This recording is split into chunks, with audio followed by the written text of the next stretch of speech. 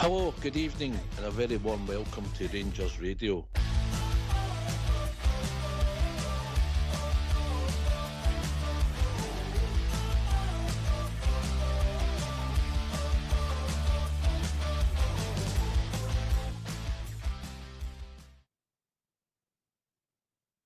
Hello and good evening, and a very warm welcome to Rangers Radio. Tonight you've been joined by myself, GB, and we've got the young Robert, and we've got the young Old Bear as well. So, how are we doing, boys? Robert, how are we getting on, mate? Hi, evening, pal. Not too bad, mate. Hope you're good yourself. Good to be on with yourself and Old Bear tonight. Aye, good to be on with you two guys. Looking forward to this. Some new subjects, I believe, getting brought up.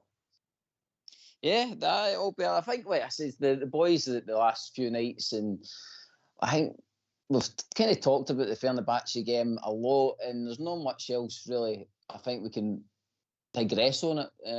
There's a lot obviously coming up this Thursday for it, but I think, like I said, the boys tomorrow night will be diving into that a bit deeper when they hear like the press conference and stuff like that. We'll probably get a better gist of who's back and who's fitting well after a good week's rest, Robert.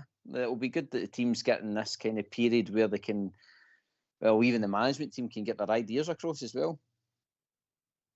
Aye, 100%, mate. I think we all wish we were playing the weekend in a cup game, but you've got to take advantage of the extra day's rest the players get to recover.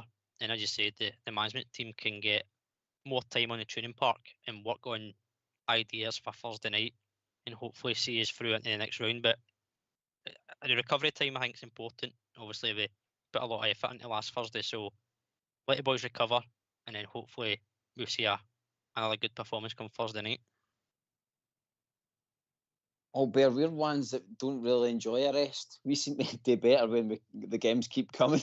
So, do you think Barry's probably actually used this time to his advantage and to get his ideas across? Because that last Thursday with his tactics was a right turn up for the books. I did not expect him to kind of field the team that he fielded. But again, the team rose to the challenge with it. Well, it's the manager, that assistant manager, the Moroccan boy. I was listening to one of the podcasts saying that that tactics get used on Thursday was the exact same tactics he used for the under-21 Moroccan team, international team, who won the youth championship or the youth cup, whatever it was they won, but they won something using it. So it suggests that it was a joint effort between Ferguson, McCann, Dowell, and that, and I can't pronounce his name because I don't know it. The assistant manager just came in, the Moroccan manager just came in. So I never seen it coming either, mate. But to me, they'll be focusing on the game on Thursday and get that right. If you get that right, and then you've got another 2 games in Europe to concentrate on again. And because let's be honest, the rest of it is basically out of reach. It's looking like out of reach. It's not over yet. It's mathematically over, but it's definitely looking like it's out of reach. Mm-hmm. Aye, and again, it's an opportunity, Robert, for them at the weekend. I know we're kind of jumping ahead of ourselves, but it's an opportunity, no matter what happens on Thursday, for the weekend to have some pride. You know what I mean, and actually go and change the tide, going to Celtic Park a lot of the time. You know what I mean, we're always going there and struggling a lot of the time in recent times. So it's probably again time to pull the socks up and show what they're made of again. Absolutely, mate. I think these games you want to see a bit of pride and passion, and I certainly think that Barry, along with McCann, Dodge, McGregor, they'll instill that in these players to go there and make a bit of a statement and show them that we've not been great at all this season in the league, but we're still a team to be reckoned with in some sense. And for me, importantly as well, come Sunday, the fans are allowed back in as well, so they're going to have the Bears there cheering them on. I think it's just over 2,700, I believe. So they'll make noise, they'll make their presence known, and it's all about putting a performance out in the pitch. But I certainly think we'll see a bit more passion and desire that we've lacked in these games, apart from the game in the new year. Albert, I'm going to stir the pot a bit. Robert talks about the allocation there. Are you happy that the allocation's back in play again? No. I told you somebody let him in Ibrox ever again. Disrespectful. Just no for me, mate. No for me. I know everybody's said in the past and all this nonsense, but it's not for me. It's just not for me, mate. These days are the time to move on. They're keeping about saying there isn't an Old Firm. Oh, no good. I don't want an Old Firm. I don't want to be associated with that club for what they've done, the court cases they've got, and the things they've done in the past to some of these kids. I want nothing to do with them. As far as I'm concerned, it's dead in the water. And I don't want to be associated on or off the park, mate. I was surprised, Albert, and this has probably just been me following Rangers, that it's the Old Firm with the amount of allocation that they did have in the kind of derby game. It's unusual considering the likes of I didn't realise like say AC Milan and Inter Milan it was kind of like shut out. It was only home fans and there wasn't any away allocation in the games. So I'm surprised that it's not been a thing sooner, if you know what I mean, that we've not had any away support at either game. I mean, it seems to be a thing that it's just been early years for the Old Firm. Is that right? Aye, well, AC Milan and Milan share the same stadium, don't they? So if it's your home game, you get the stadium. If it's snow, you don't get the stadium. You know what I mean? But anyway, I don't know how it works for them. But nah, for me, it's just that game. It's just that game, and them particular. So as far as I'm concerned, it doesn't benefit you in any way. I don't see any benefits in it. I see the benefits for them because they're trading on the back of your name. That's what they're doing. The whole world, they've been doing it for years. The TV deals when we were doing a lower divisions proves the point. They didn't want to know. TV companies didn't want to know if Rangers weren't involved, so they had to rejig the leagues and the structure of the leagues, the governance of the leagues, so they could get the TV deal, which they stole after the Rangers again. So as far as I'm concerned, we're the big draw. You can see it with this program as well. When we get beat, how many views you get. It's all closet Rangers supporters. They all want to support the Rangers, but they don't want to come out in their own communities, as it were, and say it. But it's a fact. They're Rangers supporters. If you listen in, they're Rangers supporters, as far as I'm concerned. No, as far as I'm concerned, it's not a good thing. It's just, for me, it's not. I know everybody else sees it differently.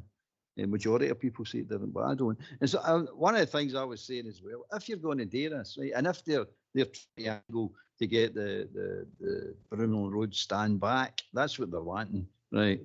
For the fact that they keep saying it's not the Old Firm, for the fact that they keep saying, oh, we're no interested, right? It's them. It's jumping about wanting this changed. So if that ever comes about, at least negotiate the right deal. And the 49ers, if they ever take over, they should be negotiating the right deal. And the right deal's corner flag to corner flag, mate. If they get the Broomland, they're getting corner flag to corner flag. If we go up to that, the Chambers of Secrets, we get a corner. No, not allowed, mate. Not allowed. Corner flag to corner flag. The same viewing capacity, or same capacity with the same viewing site that they get at Ibrox. We get the reciprocate that at the Chamber of Secrets. You know what I mean? But that's it. But knowing us, we'll just capitulate and just the way it is. The new will capitulate and just give them what they want, and we'll not get the right deal with it, as far as I'm concerned. But if you're asking me on a personal basis, no, I wouldn't let them in. You bring up a good point there, and that's what I was kind of thinking along the lines. I'll take it to Robert. The allocation thing for me, like 2,000 fans to either side. I'm like, it's either all or nothing, really, for me. You know, they're talking about trying to make it a spectacle.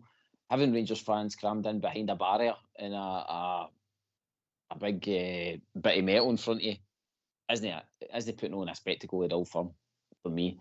And vice versa, like I say, if they're coming and it's like only a bunch of them, then it's not for me. It's you've either got to be all in one way or the other. It's either everybody at home, or like I say, you're going, like Paul Bear's saying, you're getting back to the Broomland and all that carry on. But your personal preference, Robert, what's your kind of thoughts on it? Well, I think obviously the agreement that's in place now is 5% of the stadium capacity, which is the same allocation the European teams get. So the likes of Spurs with Fenerbahce would have been offered for Thursday night. It's that percentage. So obviously they've got a higher capacity, so we'll have more away fans than they'll have away fans. But if you're asking me, in terms of the atmosphere, 4 stands of Rangers fans at Ibrox is always a great atmosphere. But if you're watching it as a kind of neutral, then I can see the idea of having both sets of fans. But as you say, is it atmospheric if you're crammed in a corner? I mean, surely they have got a more suitable location for us to be in. We have moved the Union Bells over to the other side of the park, so they're further away. There's going to probably be no kind of trouble in that sense. They've have the police barriers up. There'll be no issue there in terms of in the stadium. But where we are situated, we're surrounded left and right, and probably above us as well. So it's no ideal, mate, if I'm being honest. The same goes for the ones that sit in the Broomlin. If they've got the upper Broomlin front, if they've got the upper Broomlin stand, there's chances that your fans below are going to get stuff chucked on them, and you're hoping then that stewards and police can stop that, but I don't think you can. And then the last thing you want to be doing, mate, is, as you say, putting fences and barriers or netting up, because it just ruins your view. So if that is the case and there's going to be issues, then I think it is probably one where you go home fans only, as much as it's an advantage to the home side, whether it's us or them at the time. It's all about your fans as a home team. So look after our own first and foremost. If our fans' safety hasn't been put as paramount, then we need to be tough on what happens next after these 2 games. Because obviously we'll go away now and then they'll come to us. But in terms of next season, if there's any issues in these 2 games, I think we need to be the team that says no, we're not happy with the safety of our fans. And I think that's paramount. So I can see the argument for bringing both away fans back just for the atmosphere wise, mate, but I think you've got to include the safety of the fans as well. Aye, I agree on both sides. On both of you, I think there's, like I says, I don't see the point in, like I says, a couple of thousand turning up to an Old Firm. And if, like I says, I've heard ex-players and that saying that they want the best games they've played in has been the Old Firm because of the atmosphere and all the rest of it. Well, if that's what they're pushing to get back to, then the only way you've got to get back to that is by proper allocation again. And as Albert says, proper viewing for our fans when we have to go up there as well. So, see, on the corner as well. You got to remember the reason they've got you in the corner, because you're off camera. They don't want you on camera. But if they take the Broomlin, they're out there, and so it's seen all over the country, all over the world. When they're looking into Ibrox, they see them. But when you're looking at the Chamber of Secrets, you can't see us. We're no on camera any time, mate. And that's the idea of it. You remember now, it's corporate image. It's selling your club. So they're denying you the access to showcase your club in an away ground. So you've got to get smart with this, by the way. You can't just let Fat Lywell dictate to you what's happening, and that's what's going to happen if we allow this to manifest itself into they get the Broomlin Road stand back again. If they do, there's a price to pay, mate. There's definitely a big price to pay. As you're saying, the safety, the corner flag to corner flag, the same viewing experience they get at Ibrox, we want it there. Same amount of supporters. They've got the nets up, I believe it now, because they try to pull that stroke at the beginning of the first Old Firm game. When Rangers weren't in Ibrox, they said, you all forgot about this one. They all said, we can't let Rangers fans in because they were supposed to get in the first game because they can't guarantee that the netting's going to be ready for when the next game, the last game came into play. So they held the Rangers fans out the ground. A lot of nonsense, mate, man. It's just to get another unfair advantage. They're good at that. They making a case for an unfair advantage for themselves. So, no, as far as I'm concerned, you hold fast with it. This is what we want. Don't take what they're giving you. Take what you want. We want that. You want that Broomlin stand? Well, you're going to gear up behind that goal at the Chamber of Secrets, mate. As far as I'm concerned, that's only fair. Robert, sorry, mate, you've got a guest come in there. I was just going to say, obviously, I mentioned past players referencing the form of the atmosphere. Times have changed as well, mate.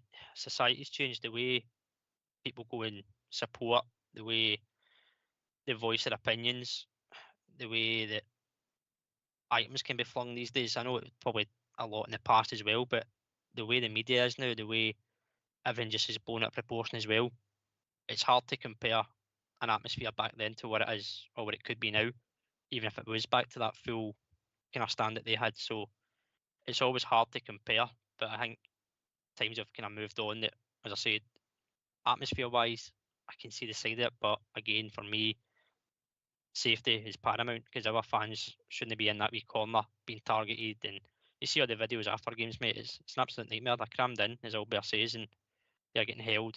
It's a nightmare. I mean, you can only listen to some of the callers that come in here and they'll tell you themselves their experience of being away at Parkhead. It's just, I don't think it's a nice atmosphere for them to be stuck in that wee corner. So it is hard to compare, but I think, as Albert says, we need to take a stance on it and be the ones that make the movement rather than just agree with things.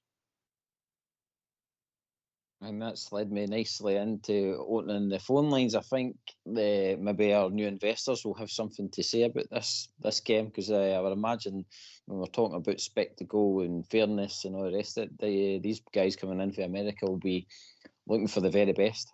So, with all of that said, and talking about Old Firm and the game coming up Thursday, let's hear from you. Why don't you give us a call on 0141 356 1972? It's your show, it's your platform. Let's hear from you.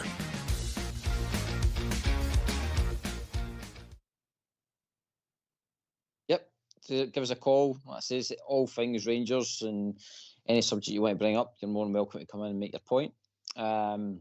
Boys, I heard Ox last night talking about the shirt that we wore across in Fenerbahce. It is kind of one of the retro taps, and they did smallly touch on the kind of kit deal a wee bit there. Just want your kind of opinions on it, Albert, Castor. Should we keep the agreement going, even with this like Umbro deal maybe that's in the wings as well? Do you think it's a better the devil you know kind of thing, or do you think these new owners will be maybe searching for more homegrown brands like Nike and Adidas? Money, mate. It's just simple money. This mob is coming in investors, remember. They're not any play at this. They're investing, and they're investing. They're wanting a return. So what's the best deal? If it's Umbro, it's Kerstores. The name of the who's making it is immaterial, mate. It's just, it doesn't matter who's getting us the best deal. And it's all about the deal, mate. It's all about the best thing for Rangers and the best thing for them, them being Rangers. So now, it's as far as I'm concerned, I really don't care who gets it. It makes no difference to me.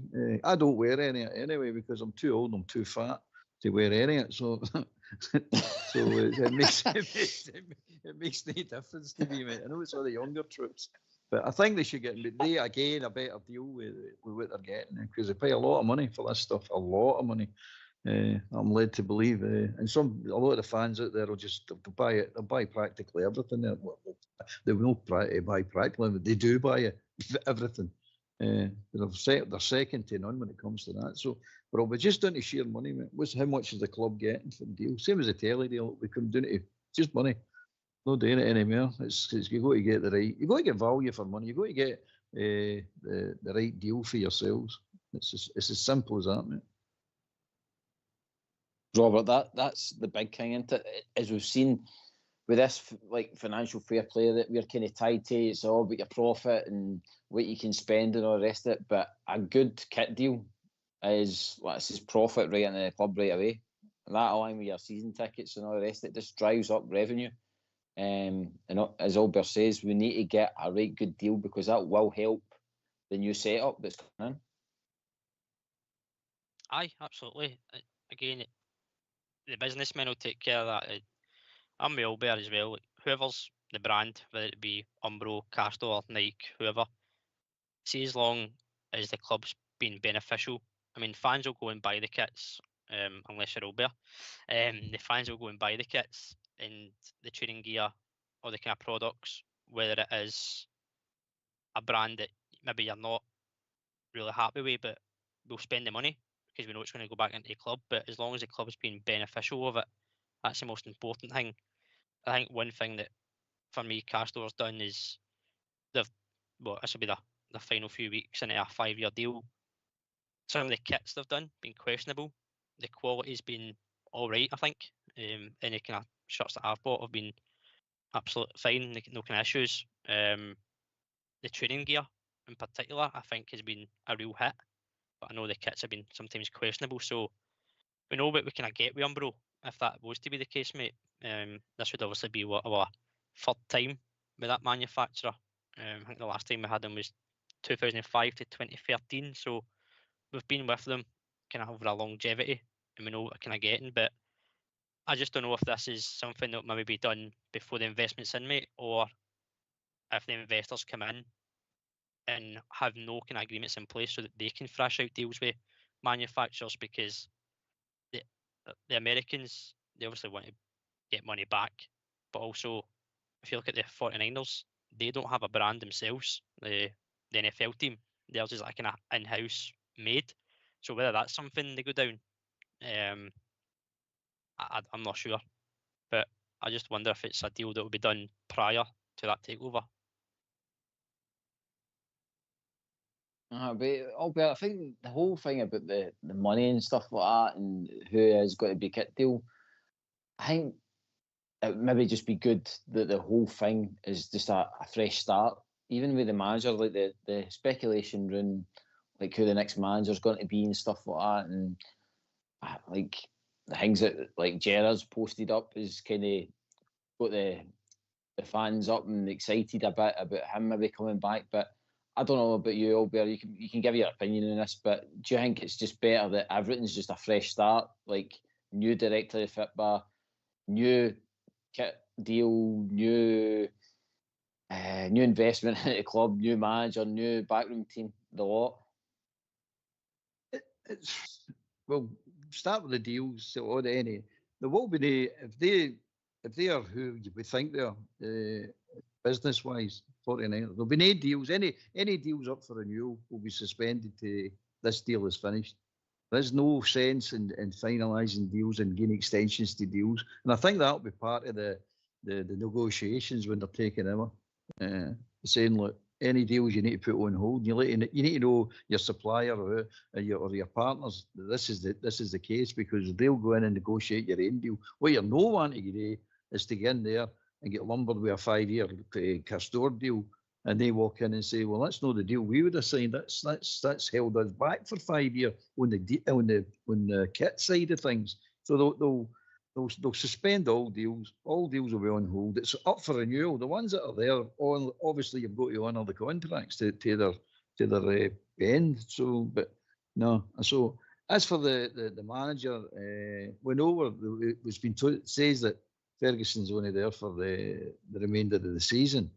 The director of football, I think, is already been appointed. It's just not been released yet.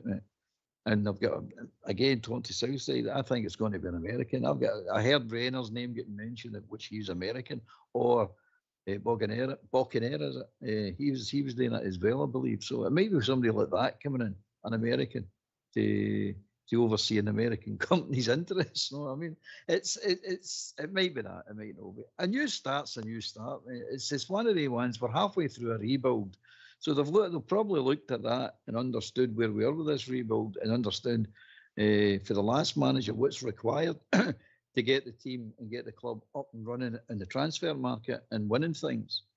So I don't if they're going to change that completely, well, it's up to themselves, isn't it? If they own the club, they're quite entitled to do it. Is it the right thing for the club? At the moment, I'm sitting saying, well, it doesn't seem the right thing for the club. But I don't know. How do we know? But one thing we need to know, if and when they take over, you need to know before you can answer most of this, you need to know the short, medium and long-term plans that they've got before you can really answer anything. We're just guessing and speculating, basically. But it'd be great if they have a new start, but it'll be the right start. It's all right saying a new start for a new start, and then that is the thing. Oh, we had a new start. That was great. We got a buzz out of that. I don't want to buzz out of things like that. I want to buzz out of winning things. That's what I want. I want us to have a winning team on a regular basis. That's what I want. I want the club back in a position where we challenge for everything. That nobody gets an easy ride, which should happen in the last decade plus. So I want their days to finish. So that would give me a buzz. I agree, and that's what I'm saying. I don't think it will. I want them to come in and fix everything right away, but I just don't think it will happen. I think there'll be like building blocks kind of thing, and this is where I'll probably just ask again your opinion. Would you take Gerrard back because he's a guy that knows the club, and it's a kind of a settled base that they know that they could probably trust him to go in and start building the team again? Oh, you asking that to me? Aye, sorry, I'll be high. Want Gerrard back? No. I'm not a great believer in going back like that. It's. I know it's worked in the past with Walter Smith and things like that. Jock Wallace to a lesser degree, but no. If you're saying if you want a fresh start, you want a fresh start. To me, you've got to have somebody new, somebody thinking the right way, a winner, somebody that's got. Because most teams reflect the manager's personality, and that's what they say. Well, the personalities we've been getting recently have not been right. I think Lamont was right. Don't get me wrong. I think his personality, I think he was a winner. It's just that he's been through a particularly difficult moment regarding squad numbers and quality of squad. But no for me. No Gerrard. I don't see that. I don't see the positive there. There might be some positive, but I don't see enough to say, aye, go for that. Mm-hmm. No, and by the way, Gerrard, if he did come back, Gerrard he's learnt his lesson for the last time. He would demand it. I want to know there's a budget up here that I can go out and buy at least half a dozen quality players. So you'll know if he was coming back, he would put a huge demands on the new owners. I think for me, Robert, the managing side of things, I think for too long we've went down the kind of cheaper route, and that's no anything against Van Bronckhorst and Clement and what do you call it, and Gerrard to a certain extent as well. I know they all got paid very well, but I think now it's about time we've probably spent some serious money in that area where we bring in a proper good manager, a guy that can actually coach players, can progress players as well. Maybe his backroom team can help progress players. I think for too long we've brought in kind of hitting hopes. What's your kind of thoughts on the kind of next manager for Rangers, Robert? Personally, mate, I'd like to see us go down the route of an experienced manager with a bit of pedigree, whether that's been in Europe managing or down south in the Premier League, but also within Europe itself, whether it be, again, Champions League or Europa League, somebody with a pedigree that's took teams quite far in competitions. They've been able to work with budgets. They've improved players. They've made profits in terms of player transfers. They've integrated the youth. It's a chance, mate, with this investment to maybe put some more cash, as you say, into the hiring of a manager or paying compensation for a manager if they're in a job. And I said it a few weeks in the show, the way that things are looking likely that's going to happen, a takeover, fresh investment, European football every season, whether it be Champions League or Europa League, a two-horse race in the league. It's a great prospect for a manager to come in. And I'm maybe thinking the lines of a manager who's been in a job for a long time at one club, or somebody who's maybe been out of football for a few months or so and want to get back into the management side. I think it's a great prospect that we can offer them as an individual and as a personal level, but also why would they not want to come to Rangers? It's got history. You've got all those things happening ahead of you that I've said. So I'd like to see us go down a more experienced manager with a bit of pedigree and a bit of ruthlessness as well, mate. Somebody that's not afraid to make changes or kind of go against the norm in a way. Make decisions that raise eyebrows, but are going to work for the benefit of the club and the team. Just somebody with a bit of backbone as well, mate. I'm not saying them past managers haven't, but just of what we've got ahead of us, what we can have at stake. What we demand as a club, as supporters, somebody that's got a kind of backbone and ruthlessness to go and deliver success, mate. I'll back him that comes in, of course, but again, as you say, I think there's money that we could use to go and get a higher profile name. Aye. Just before I jump to Albert, with a point on about the whole coaching team and director of football, your opinion on the rumours about Gerrard, is that a thing that you'd be okay with, or is it a thing that we should stay clear of? Gerrard, I'll tell you before, it's just no for me. I'd stay well clear of it. I don't think that's a good idea at all. No. But see, the coaching side of it, I mean, as I said, you want a manager that will coach the team. When is he going to coach the team? I mean, see the schedule that's out there now, or the schedule you get every year now, 3 games a year, then there's international and all sorts of it. When do they actually get to coach the team? This is the big problem you've got. See, you bring these young players through. They're needing coaching for various things, weaknesses in their game, things like that, understanding the certain things, where you should be, blah, blah, blah, systems and all that carry on, runs to make, all the good stuff. But when do you do it? You need, and the coach, so you're going to have to, in my mind, need a manager to manage the team and build the team.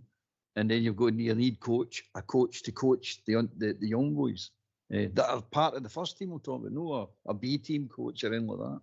It's a sort of change the whole system, as it were. But the other thing is the manager. I want a manager that can build a team. I've said that, I keep on saying it. I keep on harping on about this. Building a team's no easy. It's not everybody can do it. And that's proven over the course of history.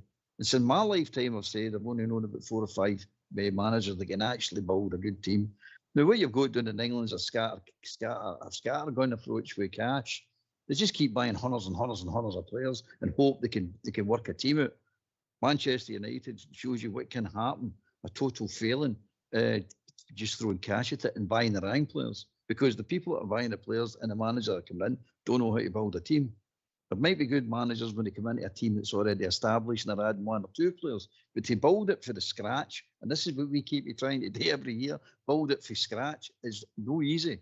It's a certain character you need for that, and that's why they tell you normally to build a team, it takes 4 years to build a team. Other clubs can do it in 4 weeks for some mental reason, but it usually takes 4 years to build a team. That's the normal. But no, it's so you're going to talk about managers you definitely want one that knows what he's doing, or you're just going to, the money you're going to invest in your players, you're just going to waste again. I agree. Robert, just quickly on Gerrard as well, and your opinion on him, and like as Albert says, that the backroom team, what I noticed about the coaching side of things when Gerrard first came in was that, see, when they went away for their pre-season and they were doing all the training, it was proper, like, on the grass training. It was like, you've seen the videos that were getting released and stuff like that.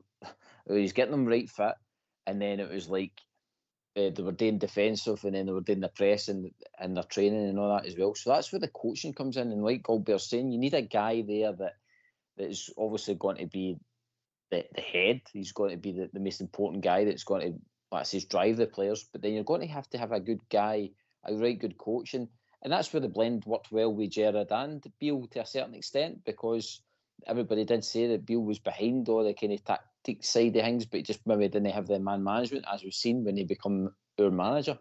But with Gerrard and him, they seem to strike up a perfect kind of solution to both, where they could get the coaching across, but then you had a manager for match days that would give the boys a kick up their backside to say, no, right, this is game day. It's time for you to go out and do your job. Robert? Aye, you're right, mate. And probably the team that was under Gerrard and Beale and the rest of the staff, McAllister, probably arguably our fittest squad. Since then, we've been kind of hit and miss. Injuries left, right and centre. Looked short off the pace as well at sometimes. But for me, I don't see Gerrard coming back. I don't think that's the right way to go. If I'm being honest, mate, I get what he done for the club at that time. I think he was a right fit at the time for the club. But now, as I said, I think more experience we need from the management side, and the backroom staff behind the manager is vitally important, and probably more so than important than the actual manager announcement or appointment. So, like Albert says, you're going to have guys that train the players, train the youth academy. I think that's a structure change that's going to have to happen. I think things have already started happening. Obviously, Kevin Thompson's in there. I think there's going to be some sort of more pathway, as we say, to the first team. And I think as an academy and as a first team squad, we need to maybe look at that structure as well, which I'm sure that with this review, that's maybe one factor that will come in. But again, mate, the appointment as a manager, when you're interviewing them, I think a question that needs to be asked to them will be, who do you want in your backroom staff and why? Because these guys trust these people, they've worked with them before. What can they bring to the club? And if you're all singing from the same hymn sheet, we can see what it can do. If you don't, then we know how badly it can go as well. So the appointments within need to be, and under the manager, need to be as important as the manager in charge. Fox makes a brilliant point in the chat there about the manager should be the most like highest paid employee in the club, because he is the figurehead. But my worry is with this director of football, and I've never liked this director of football. I know it's a modern thing, but Gerrard worked well with Mark Allen, but it seemed to be when Ross Wilson came in as well, the two of them didn't really click. There was an alright relationship, but Gerrard and Mark Allen together seemed to be a right good fit. The two of them seemed to be on the same wavelength, and especially when, like, you seen Gerrard coming up and how Mark Allen greeted them and how the two of them seemed to get on. That's what I hope with this new director of football and the manager, that they've got in common, that they can, there's an even ground there and they can build a right good team. But if it's going to be, let's say, the director of football's pick all the time, then you might never get the guy that you really want. See, start with the manager being the highest paid in the club. No, definitely 100% no. The sporting director as well, no. These positions are performance-based positions, mate. They get paid on performances. They get paid on success. That's what they are there for. Their job is to build that team, coach that team, get that team winning. That's what their job is, mate. So you can measure that, and you can put performance-based salaries in place. That's what it is. If it transpires that you're really, really successful and they end up the highest paid employee at the club, fair enough, not got a problem with that. But they don't start at that. They don't come in and they say, oh, we've got a player here on 40 grand a week, so you need to get 50 grand a week. No, I don't agree with that at all, mate. And the coaching staff and the training staff and the health mode, they're all, to my mind, they're all incentive-based jobs as well, performance-based jobs as well. If you're sitting there with 11 players injured for most of the season, you've got to look at your medical team and your fitness team and say, what's happening here?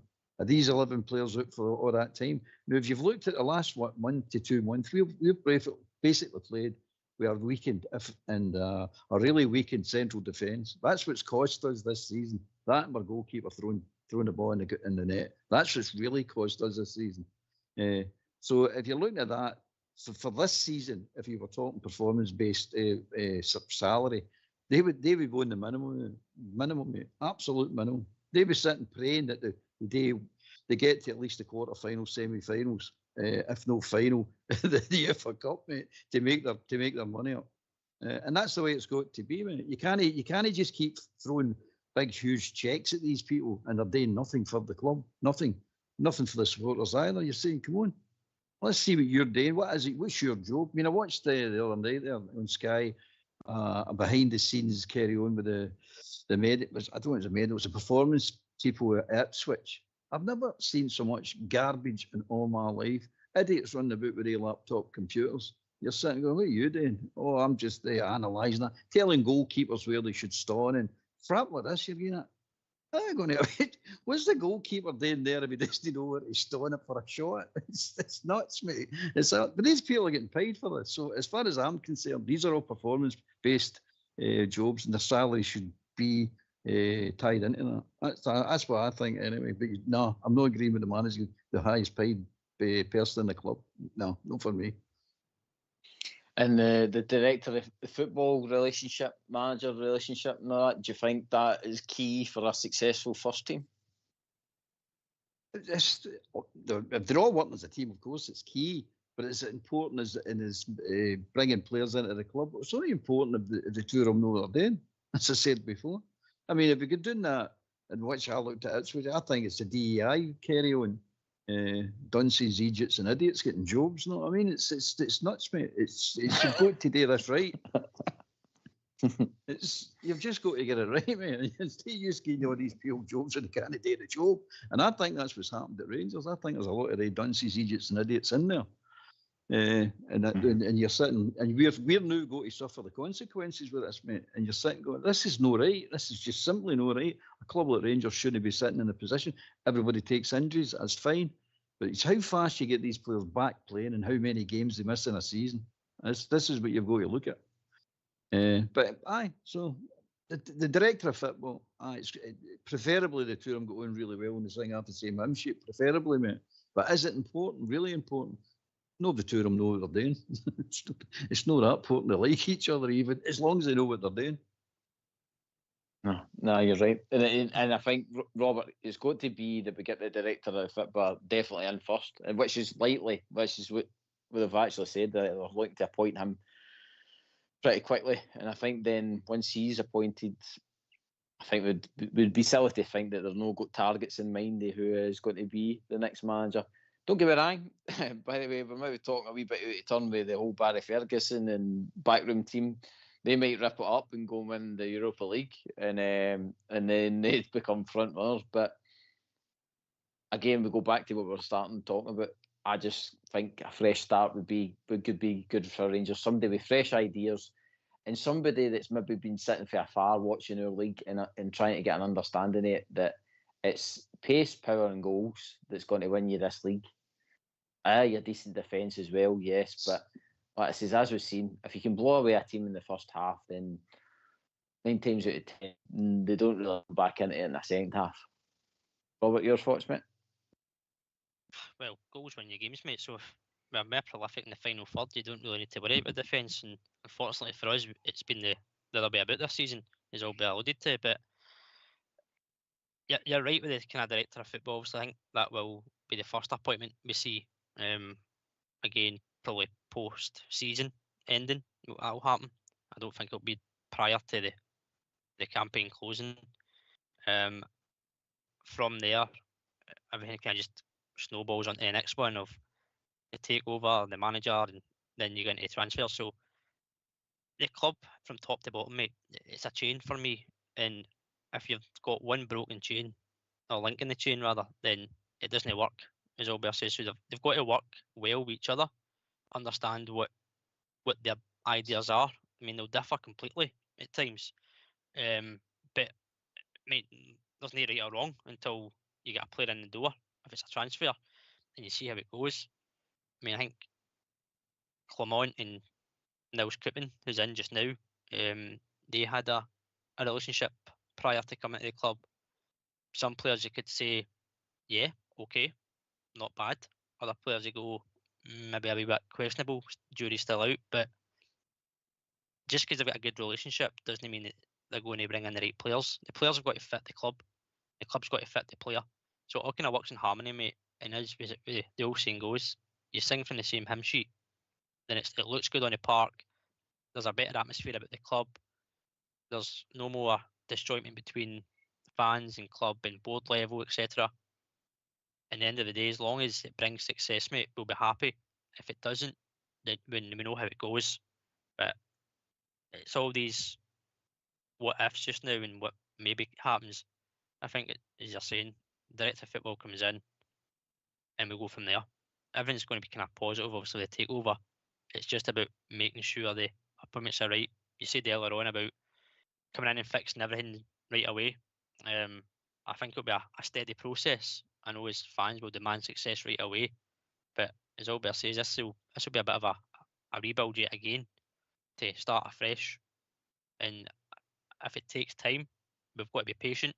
Portbear touched on it previous shows. Be patient. They understand the demands, they understand the success. The owners, the management, whoever it may be, they'll want success, but we need to make sure that we're not just flinging everything in and it goes the wrong way.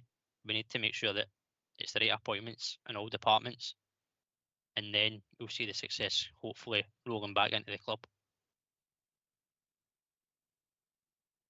Yep, I agree, mate. That's a point. How do you make sure that happens? How do you make sure? It's all right saying it, but how do you make sure? As a management point of view, senior management point of view, how do you make sure?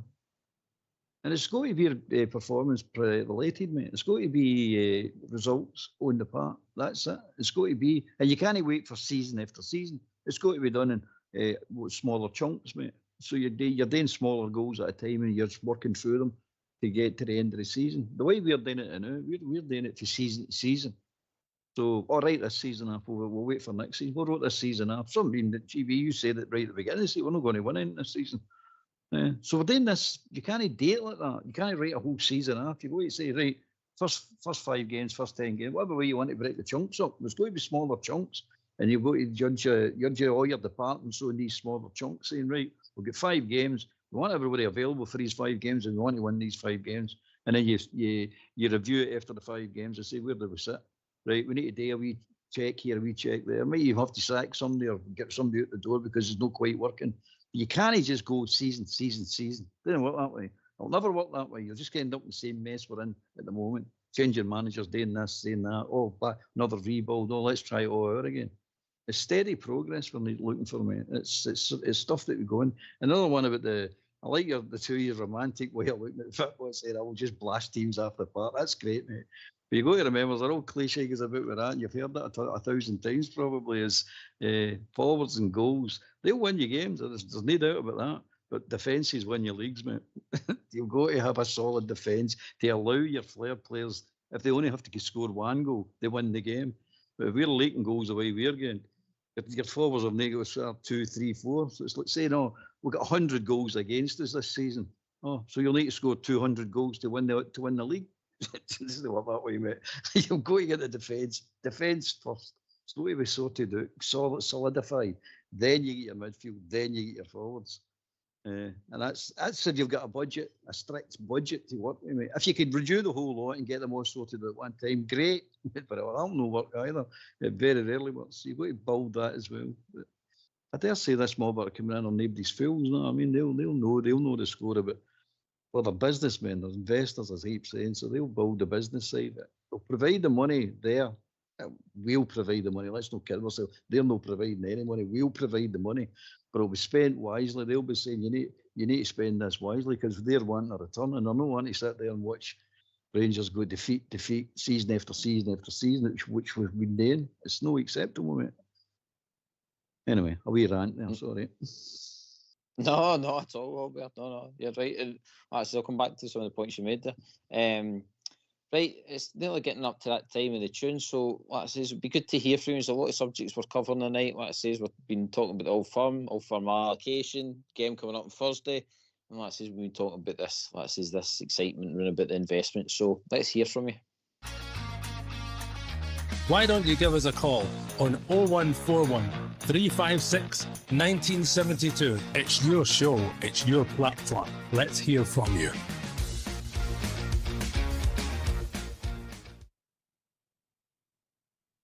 Albert, for the first time you heard like any inklings about this investment to where you're at now, have you kind of relaxed a wee bit more about it, or are you still quite kind of cautious about them? I'm cautious, mate. I'm definitely cautious. Nothing's going to change that. Even if they do manage to take out the clubs, I'm still going to be cautious, mate. Because 2012, we gave away the club, and now we're back at it again in 2025. We're basically giving away the control of the club. Now, this mob can come in and do exactly what they want. They get 51%, they can do exactly what they want. And nothing we can say or do is going to change their minds, whatever they want to do. We're hoping it's going to be for the benefit of everybody and the benefit of the club. They're saying, well, they're not saying anything actually, because they're keeping their powder dry themselves. So I am cautious, mate, very cautious. If it works out well, great.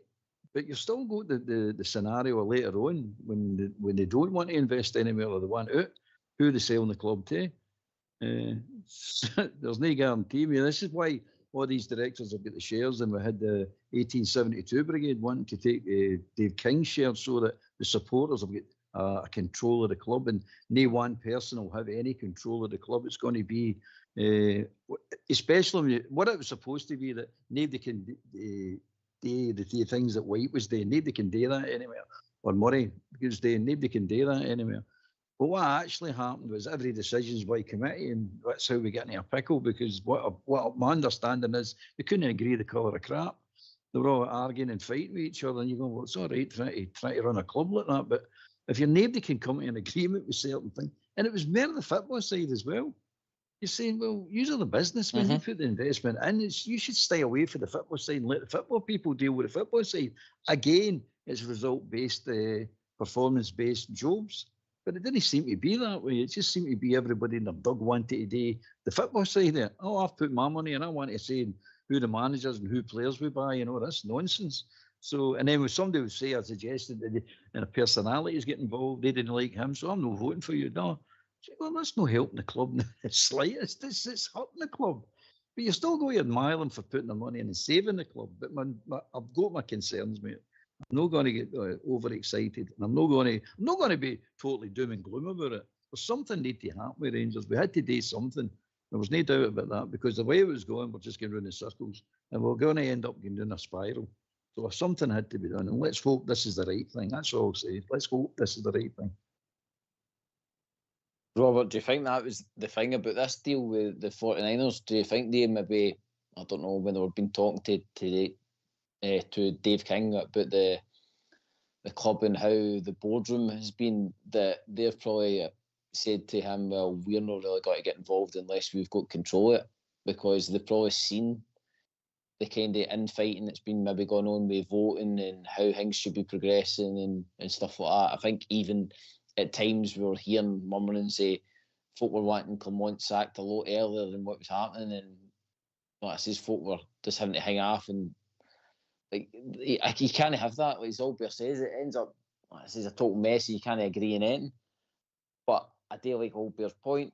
It's always good to kind of have that wee bit of control, that you just don't have one guy coming in and just selling us off for £1. You know what I mean? So I do hope the 49ers are coming in with their eyes wide open to how good this could really be. If they spend right and they build the club right, then they could be seeing themselves in Champions League. They could see their brand worldwide.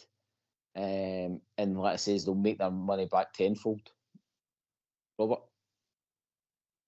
I think obviously with as Albert says, with the 51%, they can make decisions without kind of speaking to anybody else within the board or within the kind of investors and the shareholders.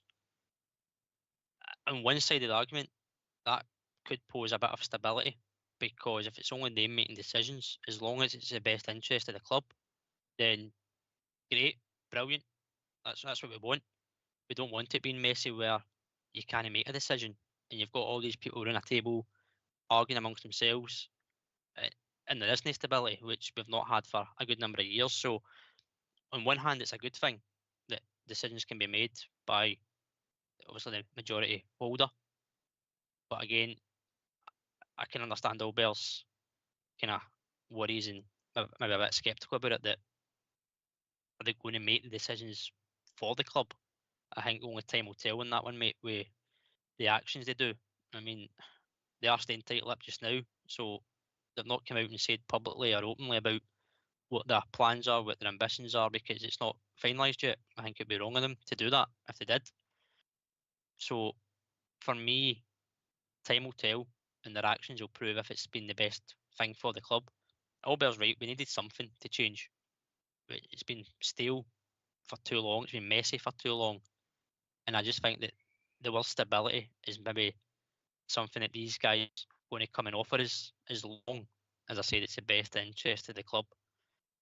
The things that will happen when they sell on down the line, if that is the case, then we'll approach that when that happens. But it's hard not to get excited about it, mate, because of where we've been and what we've been through. But I just think as long as it's stable for the club, the best interests are there, and we can get the success back as well, and these guys can lead us on a bit of a charge, as you say, globally, into Europe as well. all things seem positive, but only if time will tell, and the actions they do will be right for the club. Albert, you see down south what's happened with one ownership. Recent times, Arsenal, they move away from Highbury, they build a brand new stadium. Tottenham's done it. You've had Everton do it in their new stadium, and now, like I says, you've heard the announcement today about Man United, what they're planning to do. Now, there's a worry. These new guys could come in and go, Ibrox isn't big enough for us to bring in revenue. They go and find land and they go, right, no, this is where we're building a new stadium. Is this something that I says the next generation of Rangers fans are unfortunately going to have to accept? And maybe, like I says, the Ibrox, because it is a listed building, turns into something like a museum to go and visit. What do you say? If they be 51%, they can do what they want. You know what I mean? They can go into investment to build new stadiums and things like that, like Manchester United are talking about now. I don't know if Manchester United are talking about building on the same site or not, but the way I thought I heard it was they're going to build a completely new stadium. Yep. So there you've got them talking about that. And it's all about revenue, mate. The first thing is what they're going to do, and make no mistake about it, people think they're coming in here and slapping big checkbooks about to buy players. That's the end we're all interested in. But what they're actually going to try and do, and not going to try and do it, they're going to do it, is come in here and financially stabilise the club. That's what that's their first move, mate. That's their very, very first move. They're not going to come in here and allow a drip and tack to continue drip, mate. That's just madness. That's just following the bad ideas before and just carrying them on. So they'll come in and make it. They'll stay financially stabilise the club. That's their very, very first move. Then they'll look at growth, how they're going to grow the club. Now, there's standard things you can do, and you've just pointed out there's building stadiums and things like that. Or in Ibrox, they might be adding capacity and things like that. They'll look at everything, mate. There's not going to be a stone unturned. It's going to be, how do we make money? How do we get more money into the club? Which then makes you can buy better players, and which in turn draws bigger crowds, which in turn puts season tickets up and people want to see Rangers. I mean, you're starting with a fantastic base, and you look at it, the supporters, the 45, 50,000 season tickets are all sitting there and supposed to be a waiting list for season tickets. So they'll look at all these things, but first and foremost, stabilise the finances. That's what they'll be doing, mate. And then we'll take it from there. But the decision making is the thing that's concerning me, because they can just do what they want. They really can do what they want. Now, the three stands, they can knock them down and rebuild them if they want. The facade at the front, Rangers, the red built, they can't touch that, man. It's a listed building. That cannot be touched. So they'll not get away with touching that at all. I don't even know if you can move to somewhere else. You can dismantle that, take it away, and build it up again. I don't know. I don't even think you could do that. But at the end of the day, they'll do what's right for them, mate, because they've got the biggest shares. So, and remember, they're investors. They're here to make money. They're not here to lose money. And along the way, success will breed money. Hopefully, they maybe got a thing in mind with what Liverpool done. You know what I mean? How they built behind it, and because we've got land round about there that you could easily add into the back of that. And like I say, like we've all touched on tonight, these guys are savvy. They're no billionaires for no reason. They know what they're doing. You know what I mean? That's a good point you're making there, because one thing you're missing we're going to contend with is Glasgow City Council, who are no Rangers fans anyway. That mob up there. So you've got to contend with them when you're wanting this bigger stadiums or utilised land. So you've got to deal with these people. Then you've got to deal with the people all around Ibrox, the residents. And it's not easy, mate. It's not going to be easy what we're going to try and do. If that's the route they're going to get in, it might be just to expand the stands, or better facilities within the stands, a better concourse, things like that. I don't know. But it's all there. But you've got things that are going to, there's got people on this site that are going to try and block you. Let's no kid ourselves on here. Let's no live in cuckoo land or Disneyland here. There's people going to try and block it. Whatever you're going to try and do, they're going to try and put a span on the works. That's a definite cert. They don't care about revenue for the city and all this carry on. It's good for the city. They're interested in one club and one club only, mate. And then they can do to bugger up the other club they do. And they've been doing it for years, mate. There's plenty of evidence there to show you that. So you've got this to contest with. But it's different. It's a different animal they're going to be dealing with now. It's businessmen. It's proper businessmen. It's this is their job. This is what they do. It's no like the direction we go to now. They've had their own business, successful businessmen, but football isn't their business. You know what I mean? This investment in sports is their business. So, from that point of view, it's quite exciting, I suppose. Yep, we'll continue this conversation because we always go down a wee rabbit hole with it. So, boys, get yourselves on mute because we're going to have a tune.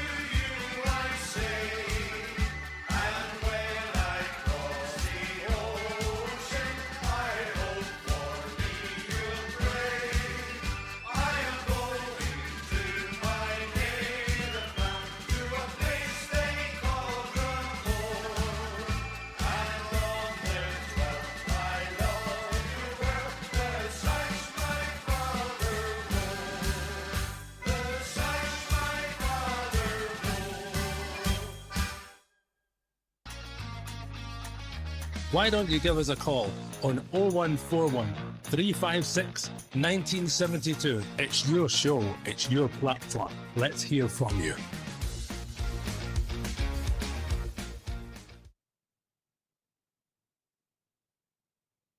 Thanks for that, Fox. Am I all back, boys? I'm back, yep. Robert, you've obviously seen the announcement as well down south with Man United and that, and that's a concern with like one ownership. But I say Albers said that 100 times tonight that they can do what they want. And I mean, Ibrox is such an iconic stadium, but these guys, they want the glitz and glamour. You just look at what the remit is of this new Man United stadium and what they're going to do with it, and like the concourse site and all that, like what they're trying to get in during a match day experience and stuff like that.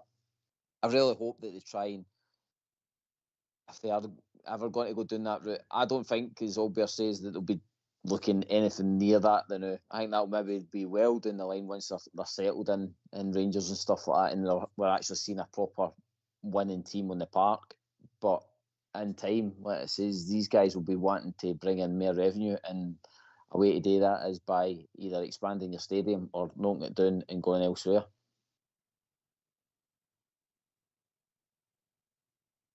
Robert?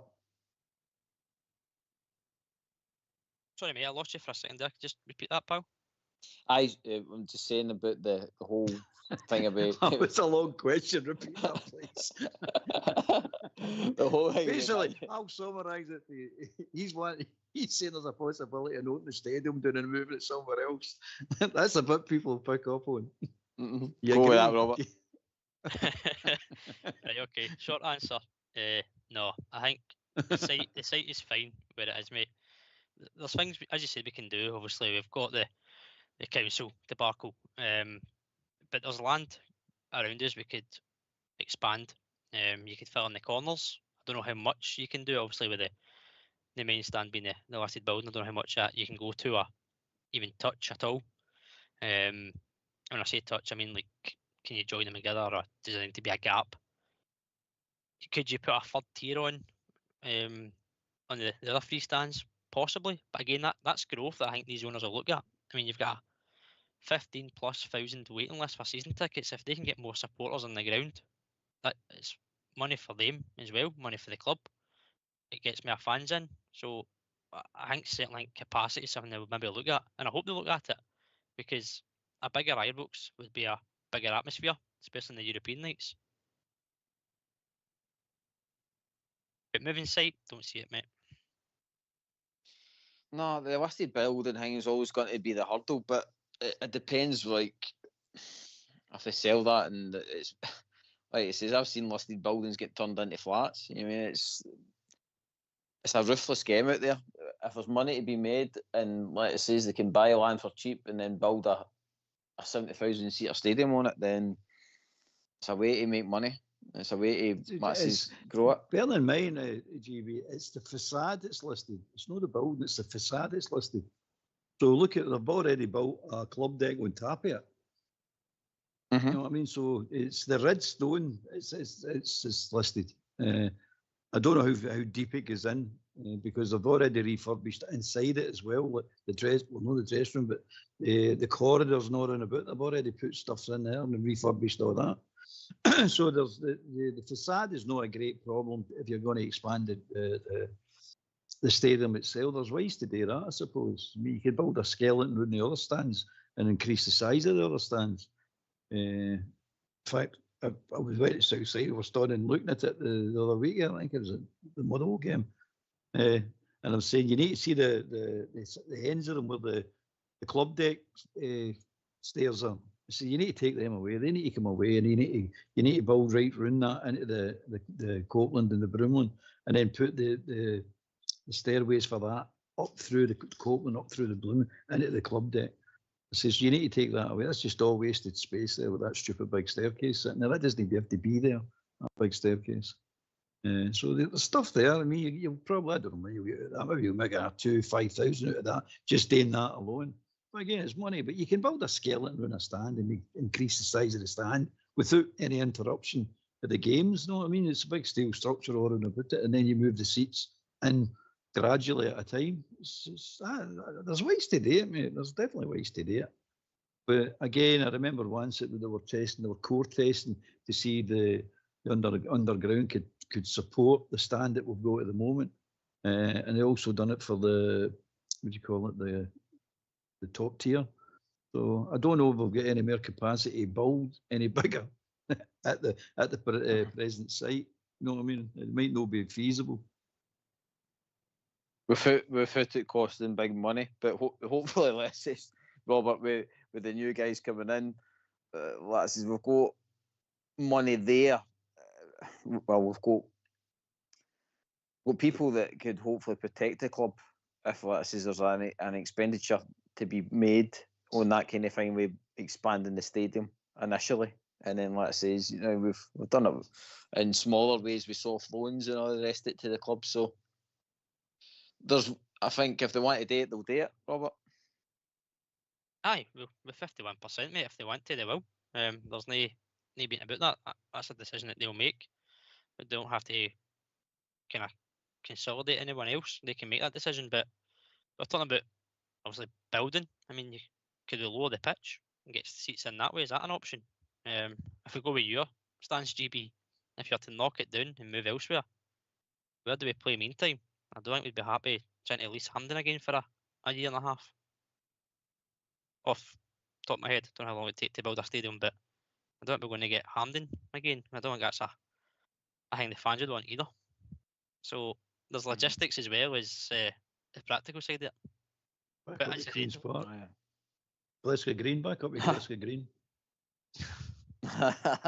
back to the forefathers, aye. No, I think we've, like you says, we've tried and tested Hampden, and it was a bit of a nightmare. Just cut across, boys. We've been joined by James, I think. James, are we there? Yeah, can you hear me? Yep, we can, mate. Loud and clear. What's your points, mate? I've got a few points. First of all, just a couple of things about Tennessee, just to let you know the American thought process. Nothing to do with the football, but just take a couple of points. If you don't pay your rent here in Tennessee, they evict you and the police come with their guns and put you out. And you're not homeless. Also, if you're part-time working, you don't get any holiday benefits. Just to let you know a couple of the things. And so Americans are very straight to the point. The new owners, what the questions I'm going to ask is, the present owners, will they not have certain points in the contract that will say they'll invest so many million in Ibrox? And also, they'll buy so much and so many players with that amount with their money, and also the integrity.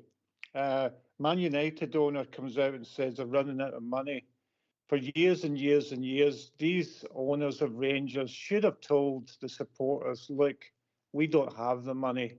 They'd better be honest with instead of hiding for years and years and years. And I bought shares in Rangers. No, I mean, I didn't have a lot of money, but I bought shares. And sometimes these guys put you off. Also, another point as well, I saw Raskin was interviewed at a recent Old Firm game, and he made the point McGregor was doing the same thing as him, but the referee wouldn't give McGregor a yellow because that would have meant a red. And he used the word weird. Could Raskin have not said something like, I might be wrong, but the ref is not a bit biased against Rangers? These are the points. Robert, do you want to take the Raskin one to start with? Aye, evening, James. Good Great, points yeah. there, mate. I think for the Raskin one, obviously, I mean, you would wish he would come out and call it as it is, mate, but I think he's got to look after himself as well, because what the players say in the media is blown out of proportion, and then before you know it, he's got a fine or a ban for using improper conduct or whatever. So I think it was probably Raskin's way of saying it was weird, because it didn't sit right with him. I think he's quite careful with his choice of wording there, but the players will know themselves, mate. They see it firsthand, same as us when we watch the games and we can analyse it. But they can't kind of come out and say it as it is, unfortunately, because of the implications that are going to fall on top of them. Because, again, the media, the SFA, they would just blow it out of proportion if he came and said, he's just cheated him out a yellow card and I'm sending off there. So, you know how they nitpick these things, mate. And it would only be your club that gets it. Another player, i.e. McGregor, could come out and say the opposite. Not a single word would be mentioned. But if Raskin says he's been cheating, there's going to be an implication in Raskin, and I think the players are well addressed and aware of that as well. Right, okay, accept. But over the years, it's like how many titles there a lot have won. If you equal what the clubs come out, they come out with lots of stuff over the years and get away with murder, and we don't stand up against them for years and years and years. We should have been. If they want to play with fire, we give it back. It's only talk about football, isn't it? It's nothing. Not going to hurt anyone. And we should have stood up for ourselves, and especially, we did against that goal that Czerny didn't get that penalty. But the other things over the years have been ridiculous. You know what I mean? And the owners should come out and say about the allocation of tickets for the other team. They should be more forthright, and they should be telling us we've got no money.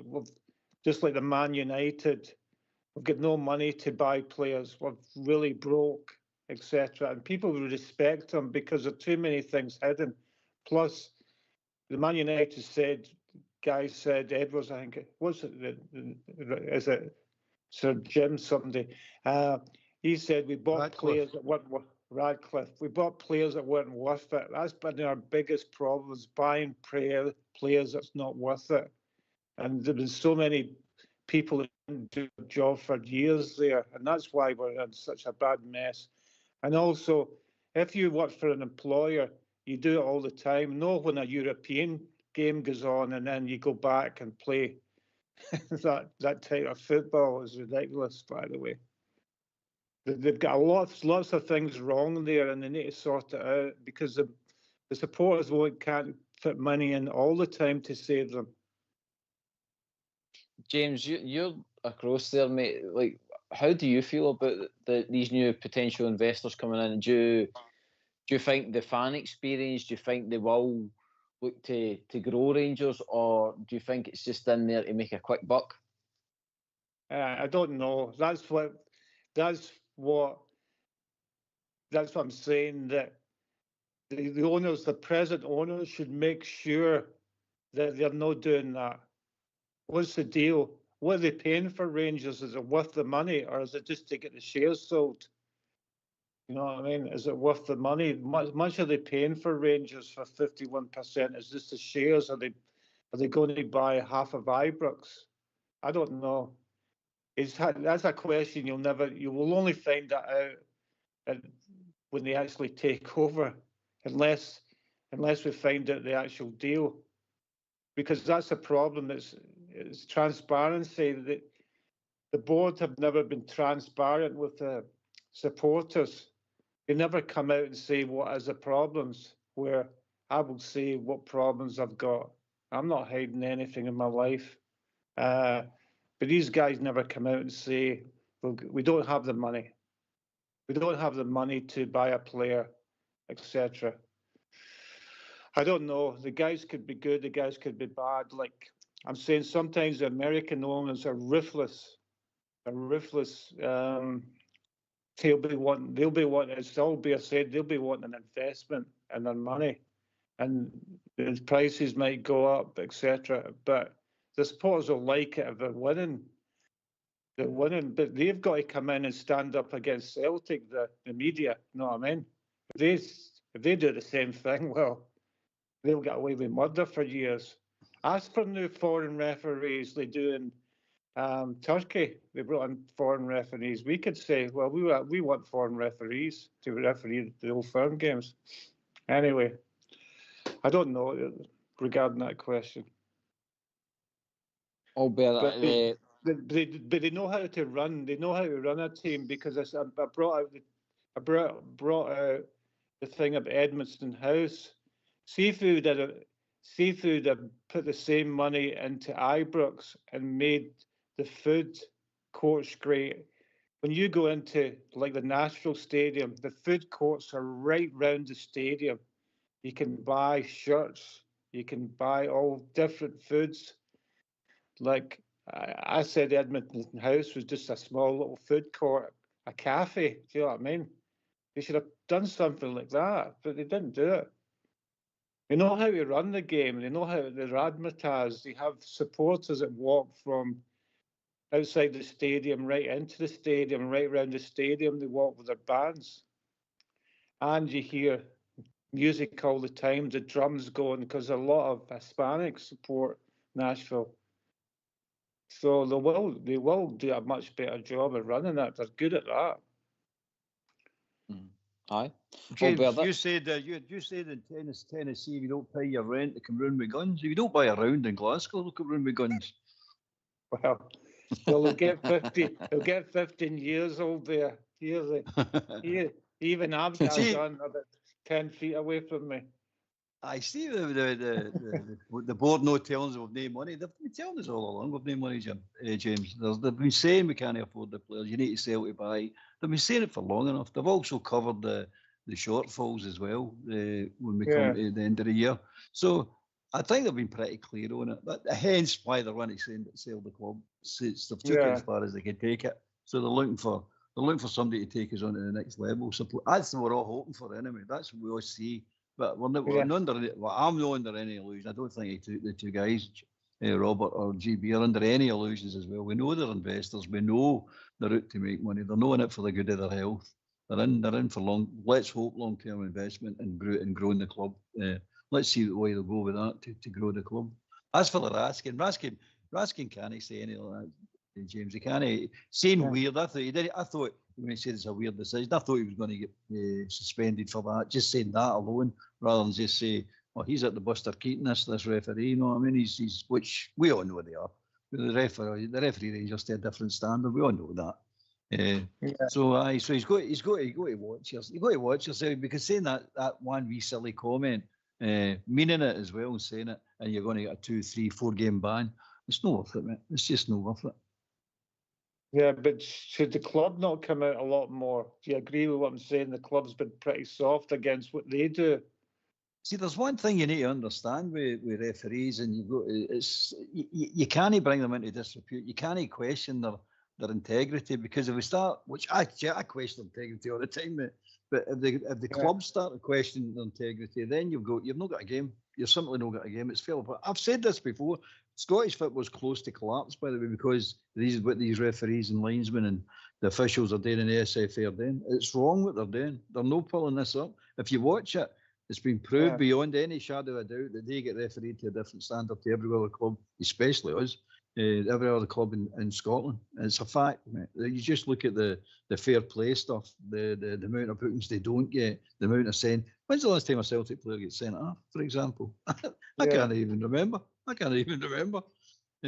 then we're going on and on about penalties to Rangers. They great moan about that. They even brought it up at their annual Gers meeting. And now Rangers don't get penalties. Even your blatant penalties, we don't get them now. You're sitting going, who's running this game? They just say things, and as soon as they say it, it happens. So we all know what's going on, but what do you do? But the Americans, you're hoping the Americans, because there's a few American owners in the Premiership, the Scottish Premiership now. They'll not tolerate it. I mean, I think it was Robert or GB, one of the two, he's come out with something before the show that Aberdeen are now kicking up hell about allocation of tickets. Let's hope it continues, mate. Let's hope other teams start going, no, this has got to stop.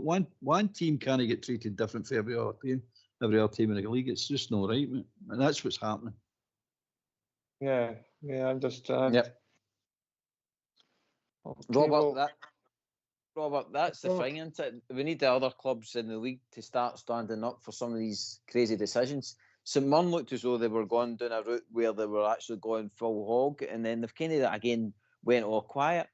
Motherwell, I think, as well, were one of the teams that was moaning as well.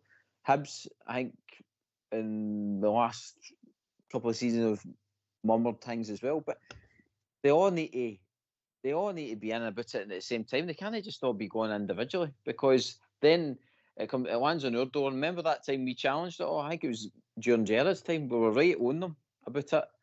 And yet it all fell on deaf ears, because none of them would back it. None of them would back us up on our point. Robert? Aye, you're right. I think it was the Gerrard era that we became known as Statement FC, because we kept putting out statements every week calling out what it was for. And I mean, we were all backing it because we could see it with our eyes. And as James said, the club had been too quiet, but at the period of time, they voiced their opinions. But we stood alone, mate. We stood alone, and we always do. As you said, these teams have brought it up in the past. They've put out statements. They've raised concerns, but they never follow through with it. I mean, you even look at a game last night, Livingston St Johnstone in the Cup. David Martindale comes out and the first thing he says is about a refereeing decision. And David Martindale's always one that he'll voice his opinion. May not have the back in his club, but he'll voice it. But again, he stands alone because there's no follow up or no follow through with these kind of statements or what they want to do. I mean, we could do it till we're blue in the face, mate. But is anything going to change? No, because it's us. It's us that are complaining, nobody else. And as you say, when these teams do, it's dribs and drabs. It's maybe 3 or 4 months before they raise another concern or another issue because they've not got a decision their way in a game. But just on James's point, James, you're saying about the club kind of coming out and speaking more. With these new owners, obviously, due to come in, does the fact that they're Americans, mate, they may not be familiar with the structure, the setup, the conspiracy theories, let's be honest. Do you think they will stand up for that, or do you think they'll let it go because they may not be familiar with that kind of setup? Well, they don't understand the history of Rangers. They don't understand that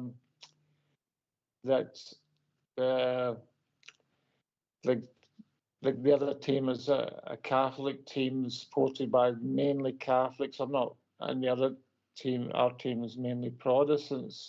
They don't understand all that. They don't understand about Ireland, etc. So they will need somebody to share that with them. And I suppose they'll do due diligence and find out a lot more, because they're not going to spend that money without. But yeah, I would think they'll try and find out, and they'll understand that, and they'll understand. They're paying a lot of money in shares. I'm sure they'll dig into it. I'm not stupid. I think they'll find out.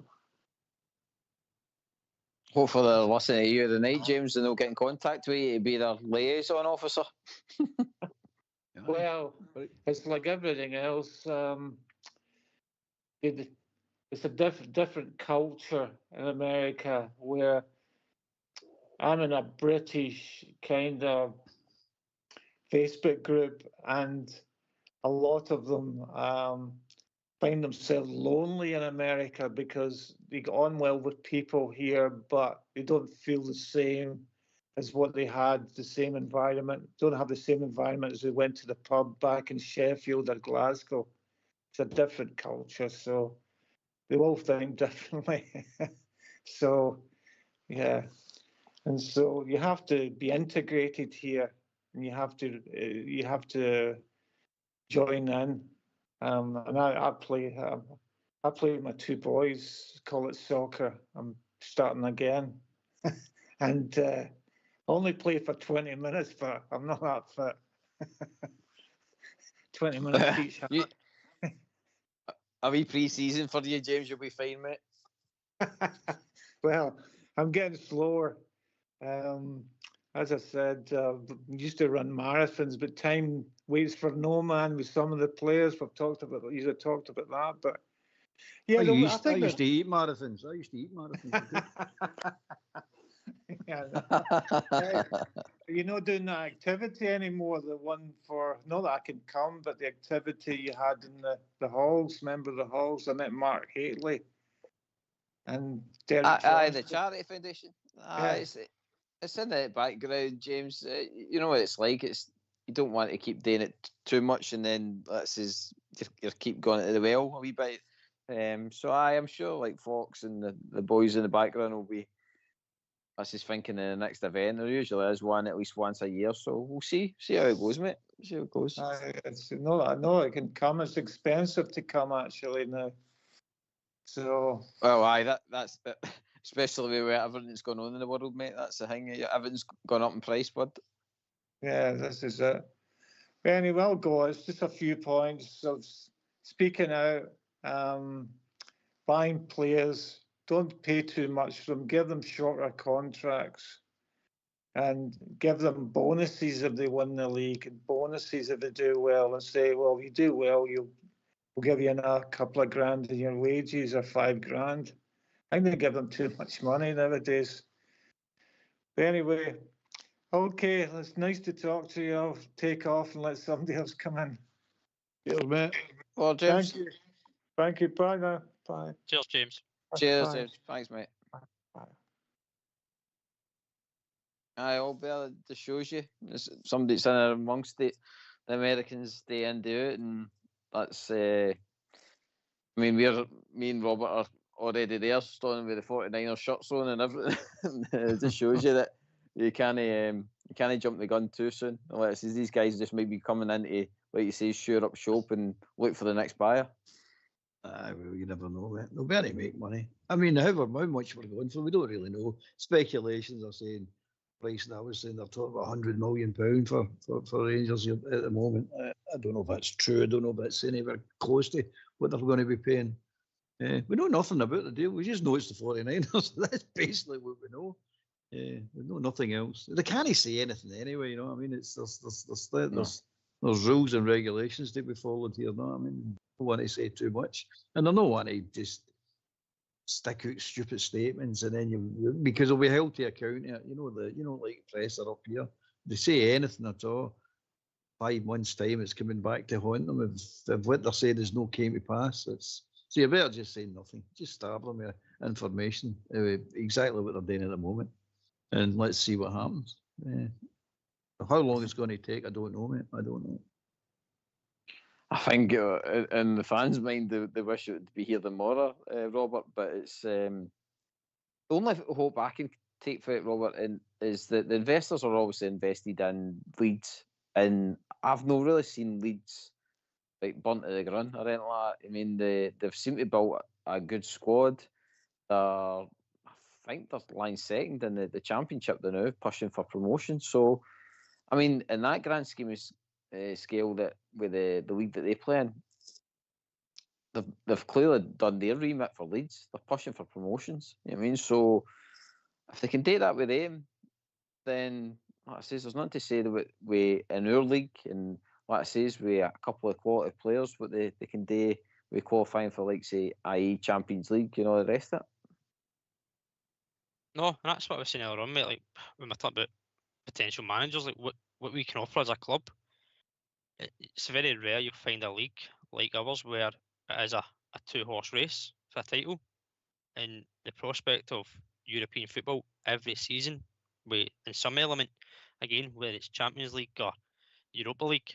I mean, it wasn't that long ago that the top two qualified for the Champions League, but obviously other teams in Scotland didn't help us with the coefficiency, so we were on our own again. But there's a lot of things that the club can offer, mate. Leeds, obviously, that they'll look at Leeds and they'll see that they can get into the Premier League, where the TV deals are, the sponsorships are.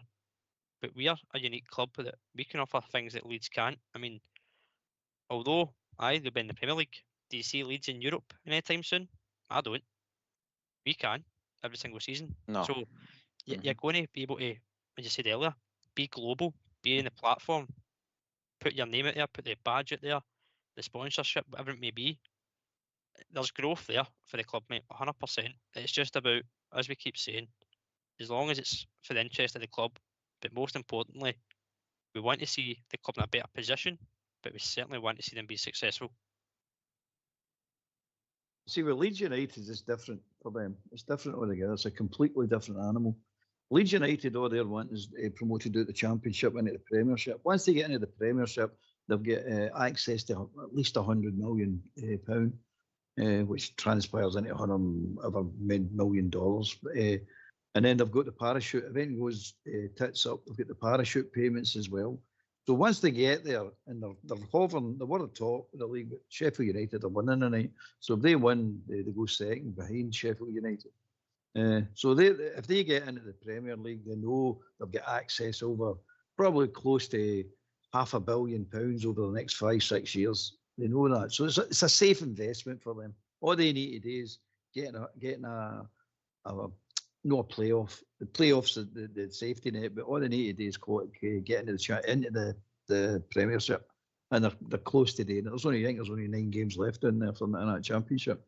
So once they're at the Championship, so once they get that's a safe investment, mate. They've got a 5-year strategy, probably going up to 10 years, and knowing their investment's completely safe. Us is a different kettle of fish, mate. Basically, we are doing is starting for the ground here, because every deal out with the Rangers that the SFA have signed and the SPFL have signed, and any deals outside, it's just garbage. It's not even worth the paper it's written in. It's just garbage.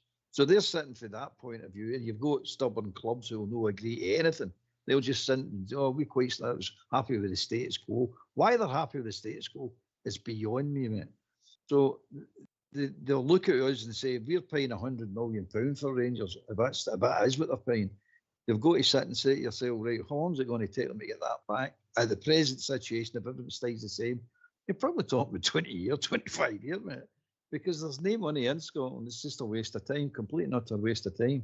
So I'm hoping there's no coincidence that I think there's about 4 or 5, maybe even 6 owners of Premiership clubs. I think they've all got together now and says, look, we can grow this thing. We can grow it to where it is a lot better than it is at the moment. And it wouldn't be that difficult, let's be honest about it. It wouldn't be that difficult. But at the moment, they're starting for nothing, basically nothing, mate. Let's be honest about it. We've got a fan base, we've got a good stadium, and we've got a fantastic support. And that's about it. We've got a training facility, and that's about it. So they're looking at that saying, right, okay, stabilise it. They're losing money. We need to stabilise that. Stop the drip and tap, as I said earlier on. Stop that first. Then we'll look at where we can take this. We'll start growing it. We'll get to grow it to what their current spending is. Now, it's all right to say keep cutting the wage bill, but we've got to spend some decent money to get some decent players, and wages I'm talking about. So we need to say, right, we can stabilise it, but we can't keep downsizing the wage bill to an extent where you're going to get bang average players. You pay peanuts, you get monkeys, as the old saying goes. So they're going to have to do something with that. So the growth will need to come in quite quickly to cover what our actual expenditure is. Then you look at the long-time growth and say to yourself, right, okay, we can actually grow this up to something decent. That thing, the negotiating the deals, it covers the whole of Scottish football needs to come into this. So once they've all got their feet under the table, when they're in the meetings with that SFA, they actually can tell them, you're not doing your job, which they're not doing. They have been doing it for years. So you go, right, you're getting voted out your position, so you can get rid of people like Shifty McClellan and that clown Maxwell and that other idiot Doncaster, who I've seen has been voted in to represent Scotland in UEFA for the next 4 years again. No bad, mate. £400,000 contract. He's just been voted in, mate. Who voted him in? I don't know. Unbelievable. He's been voted in. So there you go. So you need to get rid of all these clowns, and I'm hoping these Americans will not tolerate these clowns any longer, because that's what they are. This TV deal that we've got should just be ripped up and scrapped, mate. It's just a waste of time. Stop all these mental kick-off times to suit these TV deals that you get practically no money out of. I'd rather not have a TV deal and go back to a 3 o'clock kick-off on a Saturday, mate, rather than sitting this half-11 on a Sunday crap and 8 o'clock on a Sunday night nonsense and all this garbage. It's just crap, mate. So I'm hoping to sort all that out. That'll take time. It will take time. Getting all the football results off your teletext as well. That's the good old days as well, old bear. Aye. It was good to always try to wait for the page to load up just to catch a result. Oracle. But you see what I'm saying? But we're still living in that age, by the way. We've got technology there that's upgraded, but we've not upgraded the actual product itself. We're still mincing about in that age, Oracle and all that. That's our mindset. But it's not just about Rangers, it's about the whole thing.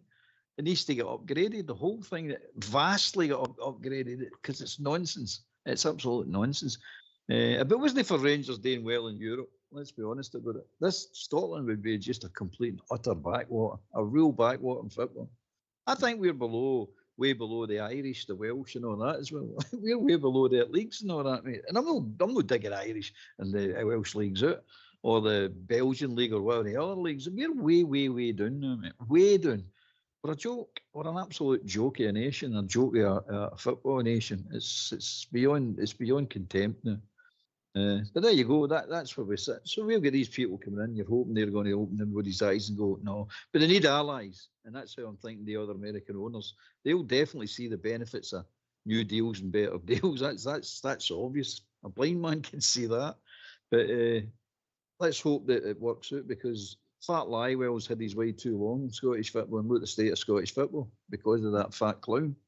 And his crappy club. You know what I mean? So let's have the benefit of the rest of the team, the majority of the teams in Scotland. Let's see if we can grow it and get some decent deals done and some decent players and football and facilities. No, do something positive and change. Come into the 21st century. The league as well, what says, all that controversy and all that came out with Doncaster and stuff like that. That's when the league should have came together and got him out the door. No matter what, they should have funded the money. But again, they've allowed a guy like that to be incompetent, like you say, he's going to chase a TV deal. Now, the good thing, like you say, will be these Americans will be coming in going, is that all we're getting for a TV deal? I mean, they're probably thinking like their primary school teams they're getting a better TV deal than that. You know what I mean? When they turn around and say we'll get so is it 50 million? They'll be like, 50 million a season, that's no bad. And is that just for the Premiership? No, that's 50 million for everybody for 5 years. That is the deal, 50 million. Aye. You've got to be joking. No. Spread across each division, you mean? Unbelievable. But you hope, Albert, that like I says, they'll chase that. You mean? And I know they can't really maybe they can get out of contracts, we don't know. But this is what I says, if the league wants to get better and these guys want to make money, then they've got to question, like you says, performance, people's jobs, what are they actually getting for money, hiring a guy like that for 400 grand a year, you know what I mean? or more, I think it is. But Robert, you've got something as well to bring up. I think you're seeing a lot of chat on Facebook about something. You want to bring it in, mate? Aye, just before we start the show tonight, mate, there was a bit of a kind of announcement that Rangers have taken out an unspecified bank loan secured against future receivables. Documents lodged to Company's House depict a loan from Macquarie Bank. The document states future transfer fees of an undisclosed nature will be paid to the lender. Macquarie have a history of providing loans to football clubs, with Watford and Burnley both examples. It is unclear as to why the club have taken out the loan. Previously, former chairman John Bennett suggested that Rangers wouldn't pay the interest rate offered by banks such as Macquarie due to the terms offered by directors. That was back in 2021. But this evening, we have taken out a bank loan for future transfer fees of an undisclosed nature. So, not sure what you want to read into that, mate. You could look at it two ways. Does it mean that we're using a loan for transfers to let the owners come in and fix the club, look at capacity, which we discussed on earlier on, or that we're taking the loans so that we can get these transfers in, and then the investors and the owners pay the loan back as soon as they're in the door. So a bit of kind of movement tonight in terms of more off the field matters in terms of finances. Well, my initial thoughts on it right away is that they've obviously, if it's coming from a bank, then they've maybe got more money that they can actually lend. I mean, knowing that they're going to get the money back. When it's coming from like their directors, that's coming out of their wealth a lot of the time. So there's only a limit that most of them can really go to.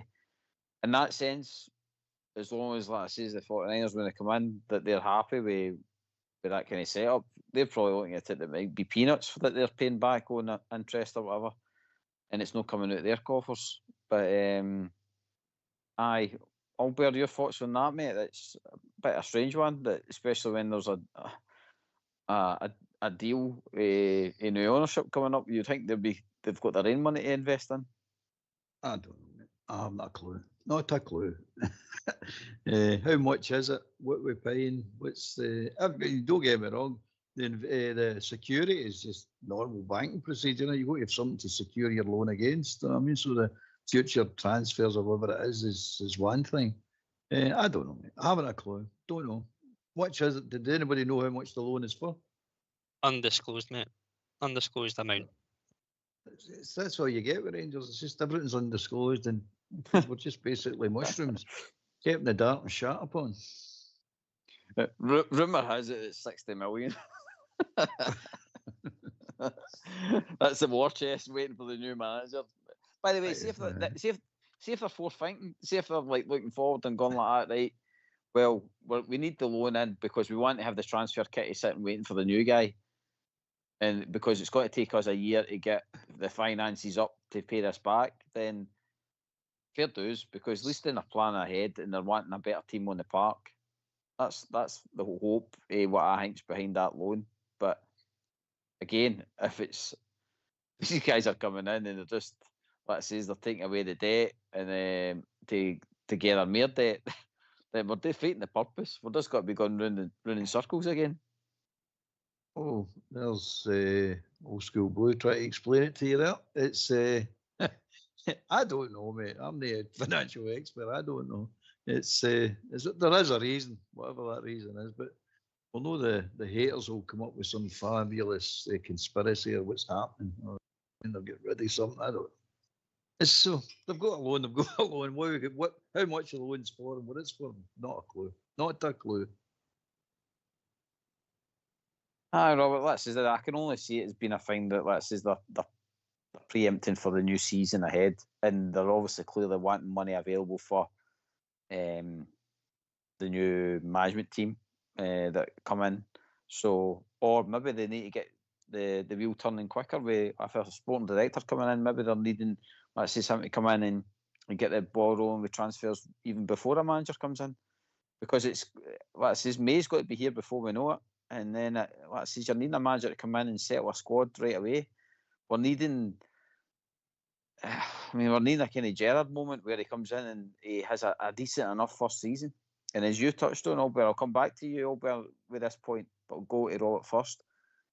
We're needing this definitely this time, with whoever's appointed, with these new owners coming in, with the investment that's needed, round about Ibrox and all the rest of it. We as a fan group need to have some patience. Now, I know I was shouting for Clermont and all the rest of it, but like I says, this time round, with this new start, fresh investment, we need to have some patience to at least give them 2 years to build something that's going to be competing. Now, if it happens in the first year, brilliant.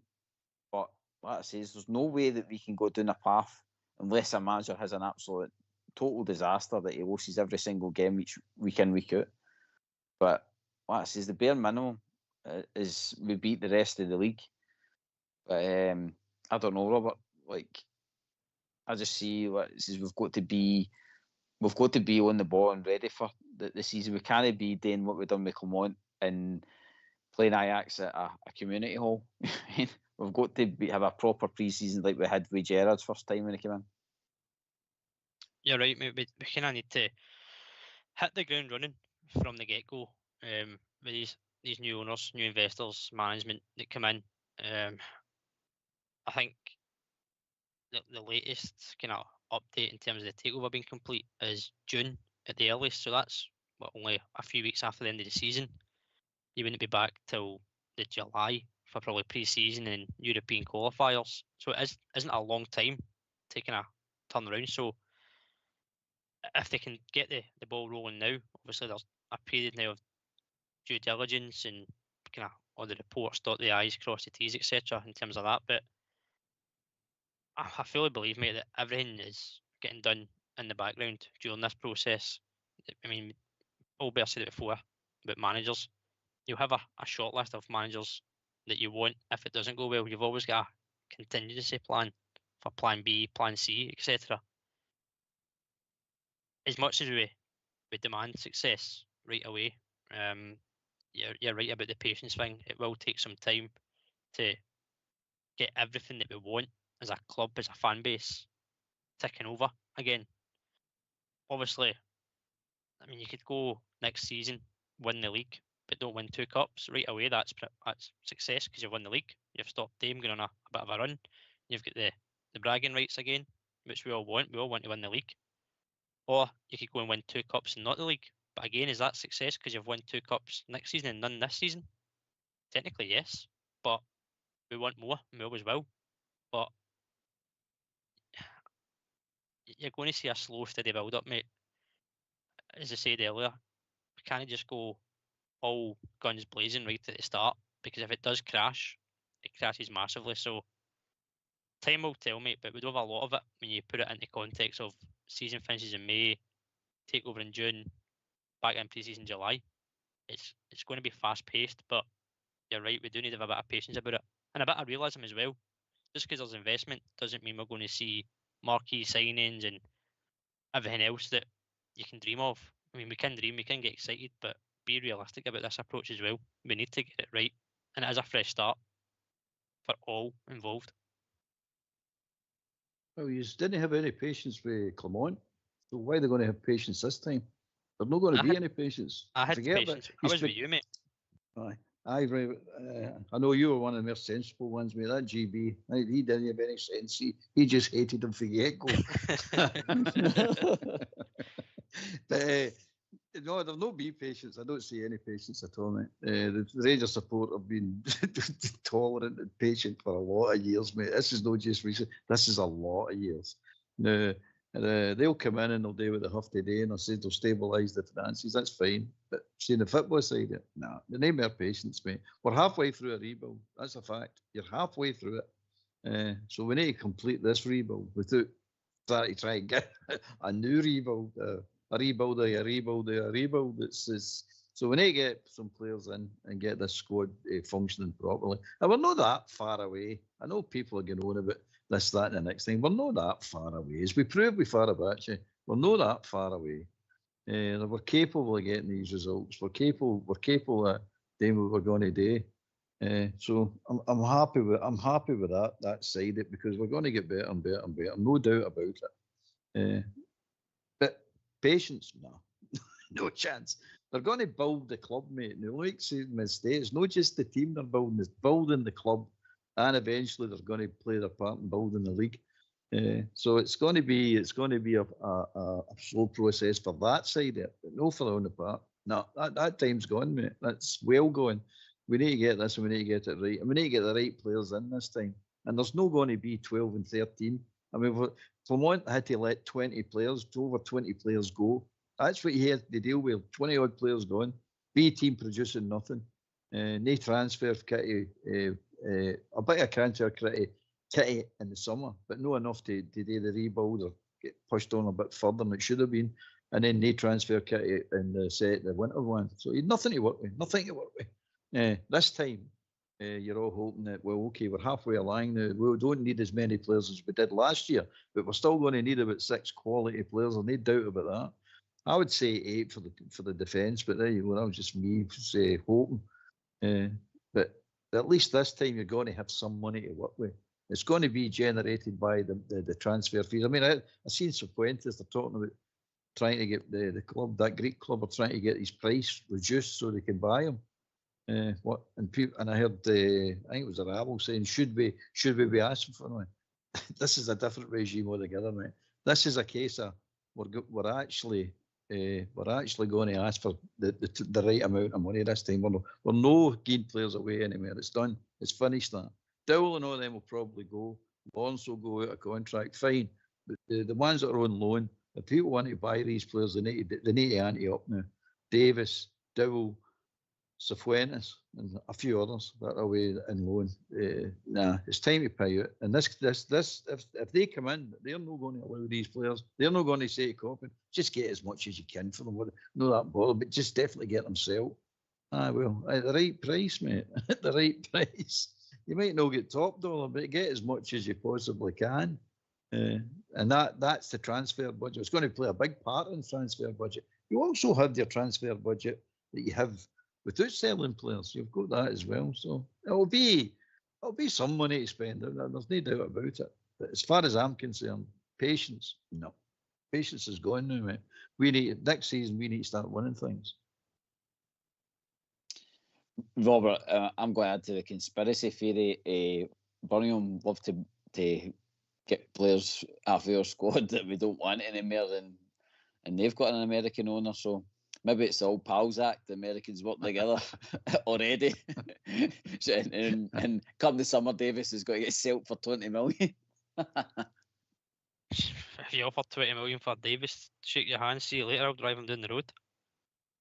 I mean, I'll be honest, I don't see why they shouldn't pay at least a decent value for him. I'm not saying 20 million, but a decent value, because he's been solid for them. He's actually been really, really good for them. So he's a decent player, so why shouldn't we expect at least 6 million for him? I don't think that's beyond the reach. I don't think that's too far out there. No, in their market down there, I mean, they're looking as if they're going to get promoted into the championship. So again, they get more money in that league, and then you've got Dowell as well. Like easily, you could in their kind of remit down there. He's a £2-3 million player, so he should be getting that. Says definitely what you say. Should be looking for dough. Like we can certainly reinvest into the squad.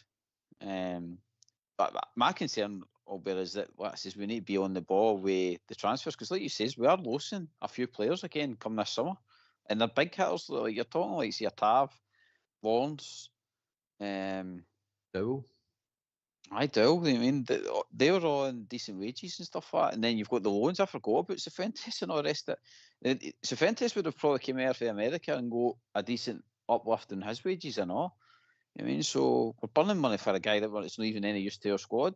So again, we've got to get them off the books, mate. Absolutely. And we've got to get money for them. Let's be honest, we've got to get money for them. We can't keep just giving players away. These are valuable assets. You might not say they're the best players in the world. They might not be this, that, and the next thing, but they're still valuable assets to the club. Last year we done it. We let Cantwell know them go. That was just madness, mate. Total and utter madness. But again, for a reason. Wasn't he as mad?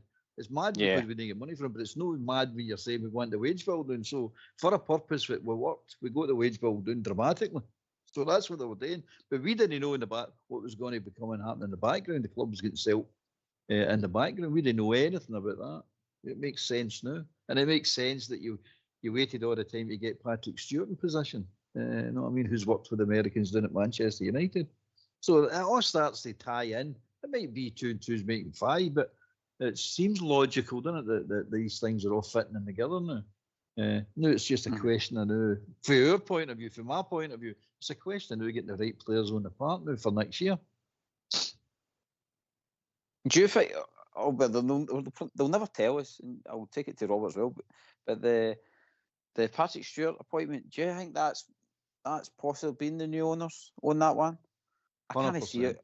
I can't see your board looking at him at all. You know what I mean? I think that's definitely came for them. But where did he? I know he's in there today. It's no a review. It's an audit.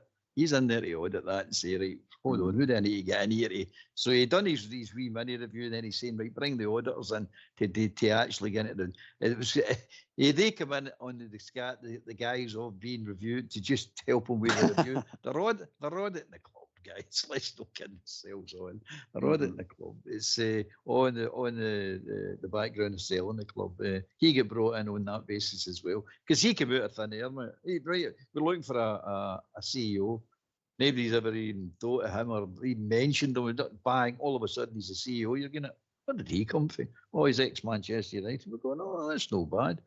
And then other bits fall into place, and you start going, oh no, come on, this isn't a chance. This is not by chance. That's my way of looking at it. Maybe I'm going wrong again. No, over the first time. You're right, Robert. It's the same. Remember, there was that meant to be that ex-St Mirren guy that was looking to, as if he was about to come in, and in the last minute he kind of pulled out. Maybe it was because he pulled out because, let's say, the club got told, no, we're new ownership want Patrick Stewart in.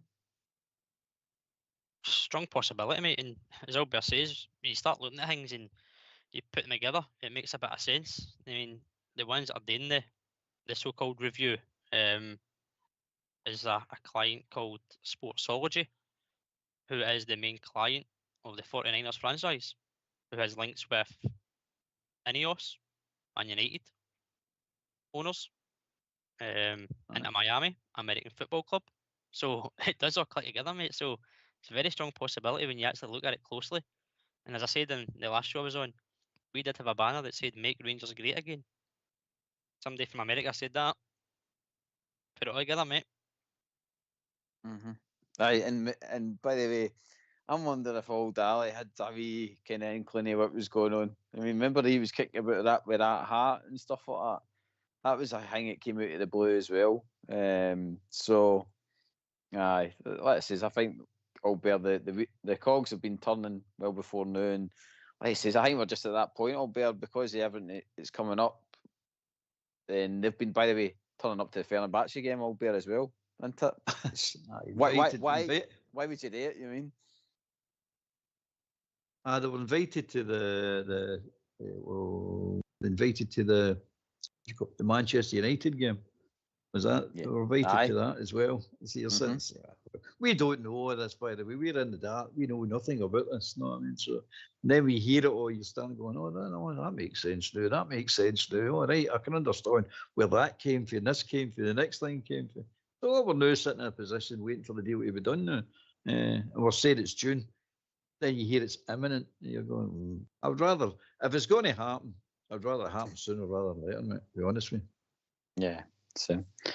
Right, lads, we're at that time of the night. It's been a quick night with all the topics, and a big thanks for James for calling in. So, Robert, your final thoughts, mate, on the topics of tonight? Aye, good show, mate. Well done to yourself. Good to be on with you. And Albert, of course. A lot of stuff covered tonight that maybe wasn't all on the pitch related, so always good to look at it in that perspective. But obviously a big game come Thursday night, mate, and hopefully a good performance, a good result, and we see you in the next round of Europe. Cheers for having me as always, mate. Thanks for coming on, mate. Albert, your final thoughts as well, bud. I enjoyed that tonight, mate. It's good to be on with the famous GB and the famous Robert. It was fantastic. The guys in the background as well. So I was enjoying it, mate. So looking forward to Thursday now. Let's get a nice wee victory there. That'll do us nicely. We springboard into Sunday, and on that note, I'll catch up with you on Sunday, Albert, for what is going to be an exciting game as well. So just again, big thanks to James for calling in tonight. Big thanks to you two boys, so that says for helping with the show and that says keeping the points ticking here. Great insight to how the two are both seeing what's happening with Rangers. I know it's brilliant to hear. And a big thanks to the boys in the background, Fox and Old School Blue. This has been Rangers Radio. We'll be back tomorrow night with all the big build up for the big game on Thursday. This has been Rangers Radio. Good night.